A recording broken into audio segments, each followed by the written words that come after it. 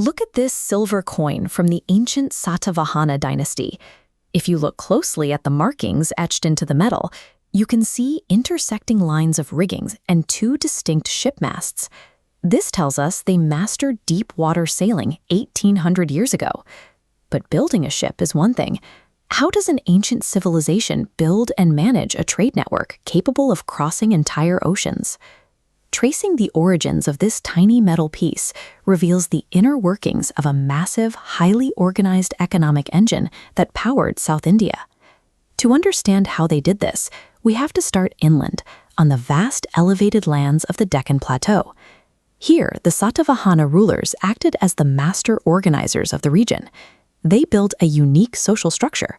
For instance, their kings often took their mothers' names, like King Gautamiputra Satakarni, to show respect for the maternal line.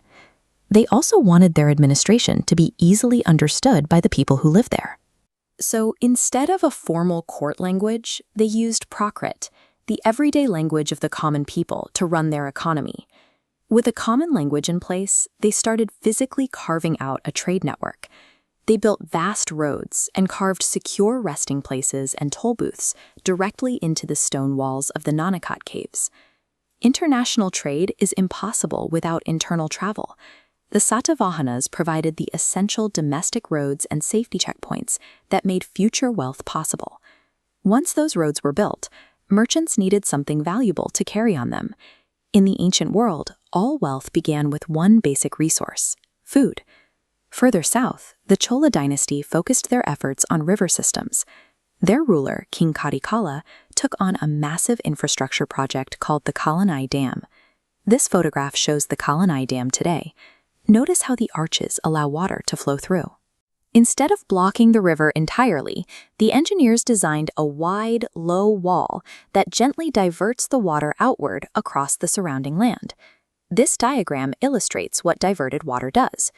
By controlling the river, farmers predictably grow massive food surpluses, far more than they need. This extra food creates a chain reaction, freeing people to work as craftsmen, weavers, and traders, creating valuable goods for profit. By engineering their rivers, the Cholas turned unpredictable floods into a reliable source of economic fuel.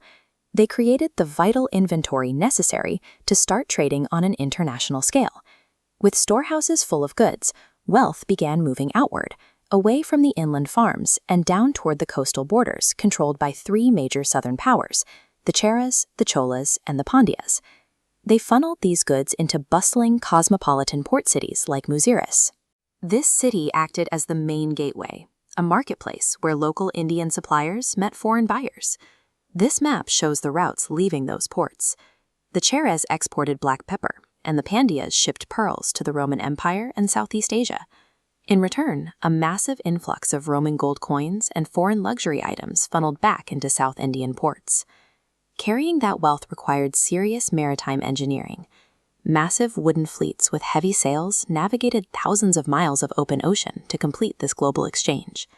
By mastering the ocean highways, these southern kingdoms grew from local farming hubs into major powers that connected the markets of the East and West.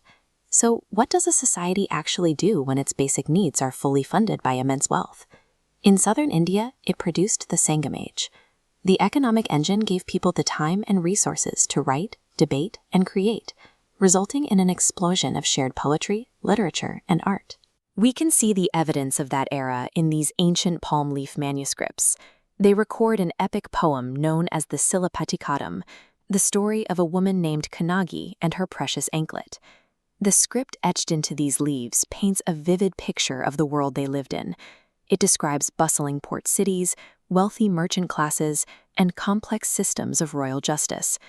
A society needs these foundations, full stomachs, safe roads, and thriving trade, before it can support a cultural and artistic golden age.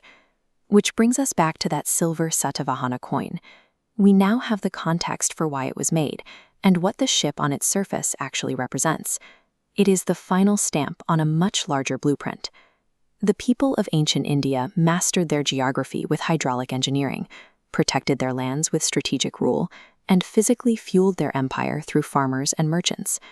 Think about the economic engines running your own life today. We rely on concrete highways, deep-sea megaports, and fiber-optic internet cables to move our goods and ideas. While nature provides the raw geography and rivers, it is human ingenuity and organization that ultimately transforms those resources into lasting wealth.